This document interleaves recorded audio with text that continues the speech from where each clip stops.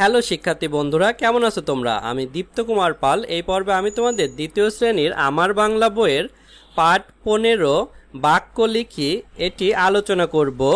দেখো বন্ধুরা, এখানে আছে পড়ি।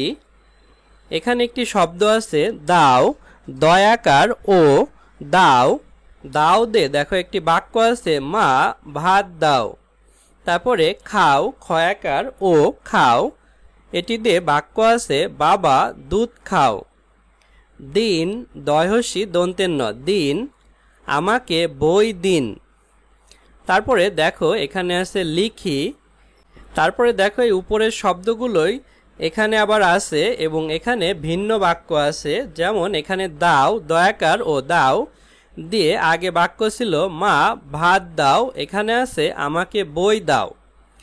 অর্থাৎ আর দুইটি এখানে ফাঁকা আছে, এখানে আমরা উপরের থেকে ভিন্ন বাক্য লিখব।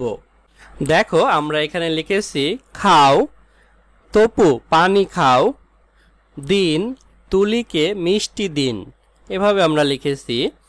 তারপর দেখো এখানে আছে পড়ি, কি কয় দীর্ঘি কি, তোমার নাম কি, কে কয়কার কে, তিনি কে, কখন ক খ দন্তের ন, কখন, কখন এসেছেন।